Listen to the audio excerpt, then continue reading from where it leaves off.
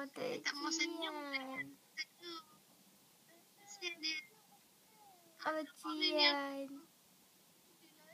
Maknanya nombor satu. Alamak.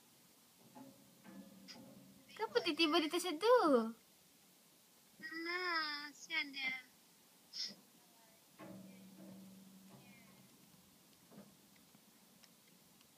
Oh, Cian. Ya? Dia tak mau cakap dah.